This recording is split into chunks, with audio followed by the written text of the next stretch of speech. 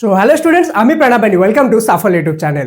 Students, তোমাদের class 10 বা দশম শ্রেণীর ফার্স্ট ইউনিট টেস্ট এক্সাম কিন্তু চলে এলো, এবং তোমরা যারা যারা চাও যে তোমাদের ফার্স্ট ইউনিট টেস্টে তোমাদের 15-এর মধ্যে 15 অর্থাৎ ফুল মার্কস স্কোর করবে, তাদের জন্য আজকে আমি স্পেশাল একটি সাজেশন ভিডিও রেডি করেছি, যেখানে আমি তোমাদের মোস্ট ইম্পর্টেন্ট সেই কোশ্চেনগুলো দেবো যেগুলো তোমাদের এক্সামের ফার্স্ট ইউনিট টেস্টে কিন্তু 100% কমন আসতে চলেছে।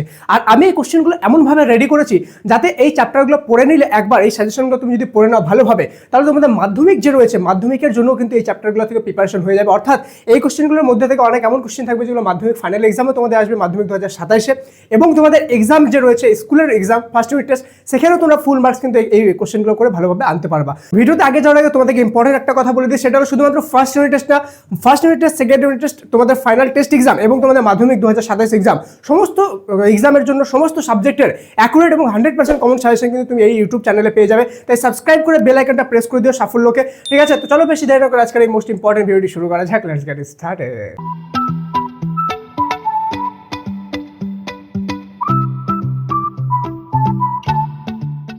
তো স্টুডেন্ট, আমাদেরকে কোশ্চেন দেখার আগে আমাদেরকে জানতে হবে যে আমাদের কোন কোন চ্যাপ্টারগুলো রয়েছে যেগুলো আমাদের এক্সামে আসতে চলেছে। ঠিক আছে, ফার্স্ট আমাদের 1 নম্বর অধ্যায় যেটা ইতিহাসের ধারণা, 2 নম্বর অধ্যায় যেটা সংস্কার ও বৈশিষ্ট্য পর্যালোচনা রয়েছে, এবং 3 নম্বর অধ্যায় প্রতিরোধ, বিদ্রোহ এবং বৈশিষ্ট্য ও বিশ্লেষণ। এই চ্যাপ্টারগুলো কিন্তু আমাদের ফার্স্ট ইউনিট টেস্টে আসবে, যেটা টোটাল পূর্ণ মান হলো 15 মার্কস, অর্থাৎ 15 মার্কসের জন্য আমাদের আসবে। এই চ্যাপ্টারগুলো থেকে কোন কোন কোশ্চেনগুলো আমি দিব আজকে তোমাদেরকে, আমি 2 নম্বর এবং 4 মার্কসের কোশ্চেনগুলো দিব।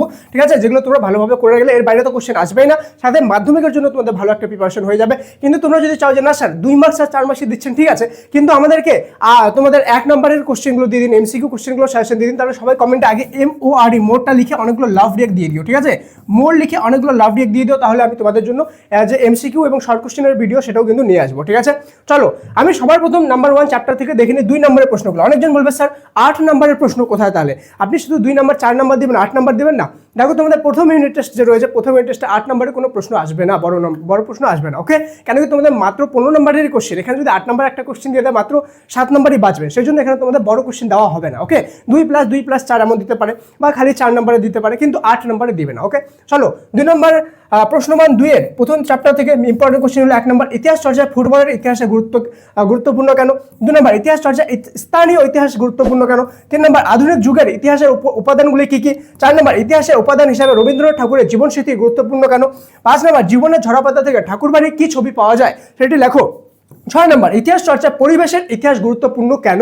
ঠিক আছে, এটা আমাদের হয়ে গেল 2 নম্বরের কোশ্চেন, এই কটা করলেই হয়ে যাবে। ঠিক আছে, এবার চলে যাবো 4 নম্বরের কোশ্চেন থেকে। 1 নম্বর যানবাহনের ইতিহাস চর্চার প্রয়োজন কেন। 2 নম্বর সামরিক ইতিহাস সম্পর্কে কি জানো। 3 নম্বর ইতিহাসের উপাদান হিসাবে সরকারি নথিপত্রের সীমাবদ্ধতাগুলি বিবৃত করো। 4 নম্বর ইতিহাসের উপাদান হিসাবে 70 বৎসর জীবন স্মৃতি, জীবনের ঝরাপাতার গুরুত্ব আলোচনা করো, এবং 5 নম্বর জনজাগরণের সংবাদপত্রের গুরুত্ব কি সেটা আলোচনা করো। এই চ্যাপ্টার থেকে কিছু কিছু ইম্পর্টেন্ট জিনিস আমি তোমাদেরকে বলে দিচ্ছি আরেকবার।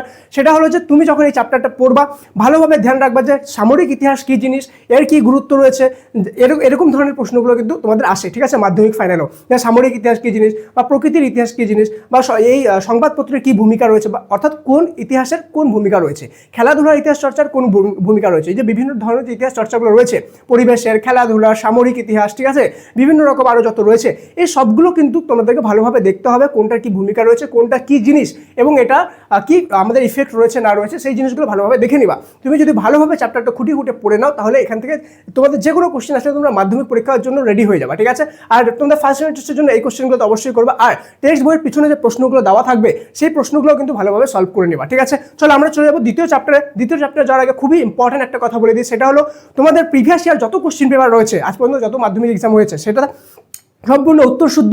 নাম্বার 2 হলো তোমাদের সম্পূর্ণ অঙ্ক বইয়ের সমাধান, সমস্ত বিষয়ের অ্যাকুরেট সাজেশন, এবং প্রত্যেকটি বিষয় প্রত্যেকটি চ্যাপ্টার ধরে ধরে প্রচুর পরিমাণ mock test free of cost, সব কিছু ফ্রি অফ কস্ট তোমরা পেতে পারো। সেটা হলো সাফল্য অ্যাপ, স্ক্রিনের সামনে দেখতে পাচ্ছ। এই সাফল্য অ্যাপটা প্লে স্টোর থেকে ইনস্টল করো, কোনো নাম্বার দিয়ে লগ ইন করতে হবে না, জাস্ট ইনস্টল করবা এবং ইউজ করবা। এই অ্যাপে তোমাদের মাধ্যমিকের জন্য এভরিথিং ফ্রি অফ কস্ট দেওয়া আছে, এবং কেউ যদি আমার কাছে ইংলিশ বা অঙ্ক শিখতে চাও, সেই ক্ষেত্রে সেখানে তোমরা জয়েন করতে পারো। মাধ্যমিক 2027-এর জন্য তোমাদেরকে আমি তৈরি করবো। ঠিক আছে, তো অবশ্যই সেই অ্যাপটা প্লে স্টোরে থেকে ইনস্টল করার জন্য দেখো পিন কমেন্ট বা ডেসক্রিপশন 2 জায়গায় আমি লিঙ্ক দিয়ে দিলাম, সবার প্রথমে ওই লিঙ্কটা ক্লিক করে ডাইরেক্ট ইনস্টল করে নাও। ঠিক আছে, এটা তোমাদের মাধ্যমিকের জন্য একদম সম্পূর্ণ ফার্স্ট থেকে লাস্ট অবধি তোমাদেরকে সাপোর্ট করবে। ঠিক আছে, চলো চলে যাবো আমাদের সেকেন্ড চ্যাপ্টারে। সেটা হলো প্রশ্নমান 2। 1 নম্বর প্রাচ্যবাদী ও পাশ্চাত্যবাদী কাদের বলা হয়, অথবা এই কোশ্চেনটা ঘুরিয়ে আসতে পারে প্রাচ্য পাশ্চাত্য দ্বন্দ্ব বলতে কি বোঝো। ঠিক আছে, 2 নম্বর চার্লস উডের ডেসপ্যাচ কি। 3 নম্বর 3 আইন কবে পাস হয়, এর গুরুত্ব কি। 4 নম্বর আত্মীয় সভা কেন প্রতিষ্ঠিত হয়, এই প্রতিষ্ঠানে 3 জন সদস্যের নাম লেখো। 5 নম্বর ব্রহ্ম সমাজ কবে প্রতিষ্ঠিত হয়, এর উদ্দেশ্য কি ছিল। 6 নম্বর সর্বধর্ম সমন্বয় আদর্শ প্রতিষ্ঠা শ্রীরামকৃষ্ণের ভূমিকা আলোচনা করো। ঠিক আছে, এবার চলে যাবো আমাদের 2 নম্বর কোশ্চেন থেকে, এতটুকুই কোশ্চেন ছিল, এগুলো ভালোভাবে করো। ঠিক আছে, 4 নম্বর কোশ্চেন চলে যাবো। 1 নম্বর ভারতে ইংরেজি শিক্ষা বিস্তারে খ্রিস্টান মিশনারিদের ভূমিকা আলোচনা করো। 2 নম্বর নারী শিক্ষা বিস্তারে বিদ্যাসাগরের অবদান কি ছিল। 3 নম্বর চিকিৎসা বিদ্যার চর্চার ইতিহাসে কলকাতা মেডিকেল কলেজের অবদান কি ছিল, আলোচনা করো। 4 নম্বর ব্রহ্ম সমাজ সংগঠনের দেবেন্দ্রনাথ ঠাকুরের ভূমিকা কি ছিল। 5 নম্বর বিজয়কৃষ্ণ গোস্বামীর সম্পর্কে কি জানো। 6 নম্বর পাশ্চাত্য শিক্ষা বিস্তারে রাজা রামমোহন রায় ও রাধাকান্ত দেবের ভূমিকা লেখো। অথবা একই কোশ্চেন ঘুরিয়ে আসতে পারে সমাজ সংস্কারক হিসাবে রামমোহন রায় বা বিদ্যাসাগরের ভূমিকা আলোচনা করো। ঠিক আছে, এই কটাই ছিল আমাদের সেকেন্ড চ্যাপ্টার থেকে কোশ্চেন। এবার চলে যাবো 3 নম্বর চ্যাপ্টারে, বাস এই 3টে চ্যাপ্টার দেখলে হয়ে যাবে। কিন্তু ভিডিওতে আগে যাওয়ার আগে বলে দিই, তুমি যদি এখনো ভিডিওটিকে লাইক না করে থাকো একটা লাইক করে দিও, কেন কি তোমাদের জন্য শুধুমাত্র আমি এত রিসার্চ করে বানিয়েছি যাতে তোমাদের এক্সাম ভালো হয়। তো তোমাদের কি মনে হয় না আমি সাপোর্ট ডিজার্ভ করি? যদি তোমার মনে হয় যে হ্যাঁ স্যার বা দাদা আমাদের সাপোর্ট ডিজার্ভ করে, তো অবশ্যই সাবস্ক্রাইব করে বেল আইকনটা প্রেস করে দিও। ঠিক আছে, আর একটা লাইক কিন্তু করে দিও। আর যত ফ্রেন্ড রয়েছে তোমাদের ফার্স্ট ইউনিট টেস্টে তোমাদের মাধ্যমিকের সব ফ্রেন্ডের সাথে কিন্তু এই ভিডিওটা শেয়ার করে দিও। ঠিক আছে, চলো চলে যাবো আমাদের নেক্সট।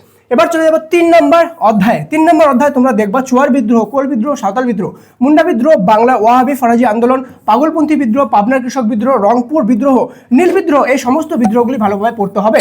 আমি জানি তোমাদের মাথায় কমন একটা কোশ্চেন আসবে যে দাদা তুমি তো আমাদের এই চ্যাপ্টারে যতগুলো কোশ্চেন রয়েছে, যতগুলো বিদ্রোহ সবই দিয়ে দিলা, তাহলে এখানে সাজেশনের কি হলো?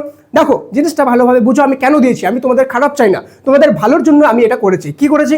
যতগুলো বিদ্রোহ রয়েছে এই বিদ্রোহগুলো যেগুলোর নাম আমি এখানে দিয়েছি, সবগুলো বিদ্রোহের সাল দেখে রাখো, নেতা দেখে রাখো, কি কারণে হয়েছিল, এর ফলাফল কি হয়েছিল ভালোভাবে দেখে রাখো। কেন কি তোমরা এমনভাবে প্রিপারেশন করো যাতে প্রিপারেশন করার সময় শুধুমাত্র ফার্স্ট ইউনিট টেস্টের জন্য না, ওভারঅল তোমাদের যাতে ফার্স্ট ইউনিট টেস্টের সাথে সাথে মাধ্যমিক 2027 যে রয়েছে, ঠিক আছে, মাধ্যমিক 2027-এর জন্য কিন্তু তোমাদেরকে যাতে রেডি তোমরা একবারে হয়ে যাও, তাহলে তোমাদেরকে বারবার এই চ্যাপ্টারটা পড়তে হবে না। ঠিক আছে, সেই জন্য এমনভাবে প্রিপারেশন করো যাতে মাধ্যমিক 2027-এর জন্য তোমরা একদম রেডি হয়ে যাও। আর এই যে কোশ্চেনগুলো রয়েছে এগুলো তোমাদের মাধ্যমিক এক্সামে যেমন থাকবে, তোমাদের ফাইনাল টেস্ট এক্সামেও থাকবে। এবং মাধ্যমিক এক্সামে আমি তোমাদেরকে যদি ফার্স্ট ইউনিট টেস্টের জন্য সাজেশন দিই, বলে দিই খালি 2-3টা পড়ে নাও তাহলে হয়ে যাবে, সেক্ষেত্রে ফার্স্ট ইউনিট টেস্টে তো তুমি নাম্বার পেয়ে যাবা। কিন্তু মাধ্যমিক 2027-এর জন্য তোমাকে এই চ্যাপ্টারটা আবার পড়তে হবে এবং তোমাকে সমস্ত বিদ্রোহগুলো পড়তে হবে। কেন কি তোমার ধরো 4 নম্বরের জন্য এই 2টা কোশ্চেন আসবে, তো 8 নম্বরের জন্য ধরো আরেকটা কোশ্চেন আসবে, তো 1 নম্বরের জন্য ধরো এই কোশ্চেনটা আসবে, ধরো তোমার এমসিকিউ এর জন্য এই কোশ্চেনটা আসবে যে কোনটা বিদ্রোহ কত সালে হয়েছিল, এমসিকিউ আসলো, কোন জিনিসটা কত সালে হয়েছিল, এসএকিউ আসলো। তো ওভারঅল তোমাদের সবগুলোই পড়তে হবে। তুমি এরকম ভেবে না যে শুধু আমি 1টা 2টা পড়ে চলে আসবে, সেক্ষেত্রে তুমি প্রচুর রিস্কে পড়ে যাবা। সেই জন্য তোমাকে অবশ্যই প্রত্যেকটা বিদ্রোহ ভালোভাবে দেখে নিতে হবে, কোনটা কত সালে হয়েছিল, কার নেতা কি ছিল, কোনটা কোন জায়গায় হয়েছিল এবং কোনটার কারণ এবং কি ছিল এবং ফলাফল কি হয়েছিল। এই জিনিসগুলো ভালোভাবে পড়ে নাও যাতে তোমাদের এখান থেকে কোনো রকম কোনো আর দ্বিতীয়বার খাটনি করতে না হয় বারবার। ঠিক আছে, তো আশা করি তোমরা বুঝতে পারছো যে আমি কেন তোমাদেরকে সবগুলো পড়তে বললাম, তোমাদের ভালোর জন্যই বললাম। ঠিক আছে, বাকি 1 নম্বর 2 নম্বর থেকে আমি সাজেশন দিয়ে দিলাম, কিন্তু 3 নম্বর চ্যাপ্টার থেকে এরকম সাজেশন দিলাম না, বললাম যে শুধু সবগুলোই পড়ে নাও, তাহলে তোমাদেরকে সবগুলো পড়তে হবে। ঠিক আছে, হ্যাঁ যখন মাধ্যমিক এক্সাম হবে তখন আমি মাধ্যমিকের জন্য তোমাদেরকে অ্যাকুরেট সাজেশন দিয়ে দিব যে এটার জন্য এটা পড়ো, এটার জন্য এটা পড়ো, দ্যাটস ইট, এর বাইরে আসবে না। কিন্তু স্কুল এক্সামে তোমাদেরকে আমি রিস্ক নিব না এই জিনিসটা যে তোমাদের এটা পড়ে যাও চলে আসবে, কারণ কি প্রত্যেকটা স্কুলে ডিফারেন্ট কোশ্চেন হয়। ঠিক আছে, সেই জন্য তোমাদেরকে সবগুলো ভালোভাবে পড়তে হবে। ঠিক আছে, তাহলে তোমাদের যদি ভালো লেগে থাকে ভিডিওটি অবশ্যই লাইক করে শেয়ার করে দিও। আর সাফল্য অ্যাপের ব্যাপারে যেটা বললাম অবশ্যই পিন কমেন্টের লিঙ্ক আছে, সেটা ক্লিক করে জয়েন করে দিও। আরেকটা হোয়াটসঅ্যাপ চ্যানেল রয়েছে, যেখানে প্রায় 1.5 লক্ষ স্টুডেন্ট জয়েন হয়ে আছে, সেখানে যে কোনো মাধ্যমিক পরীক্ষার যে কোনো আপডেট সবার প্রথমে পাওয়ার জন্য সেই হোয়াটসঅ্যাপ চ্যানেলে জয়েন হয়ে যাও ফ্রি অফ কস্ট। ওকে, সাফল্য অ্যাপে কমপ্লিটলি ফ্রি, শুধুমাত্র অনলাইন ক্লাসে জয়েন করতে চাইলে তোমাদের টাকা পে করতে হবে, একটা মিনিমাম কস্ট। ঠিক আছে, সম্পূর্ণ বছরের জন্য। তো যাও সাফল্য অ্যাপটা ডাউনলোড করে নাও এবং এক্সপ্লোর করো, একদম আনলিমিটেড মক টেস্ট সব কিছু আনলিমিটেড দেওয়া আছে, একবার গিয়ে এক্সপ্লোর করো। ঠিক আছে, তাহলেই বুঝতে পারবে কেন আমি বলছি এই অ্যাপটার ব্যাপারে বারবার। ঠিক আছে, তো আশা করি ভিডিওটা ভালো লাগলো, দেখা হচ্ছে পরের ক্লাসে, ততক্ষণ পর্যন্ত মন দিয়ে পড়াশোনা করো। Thank you so much and may God bless you all.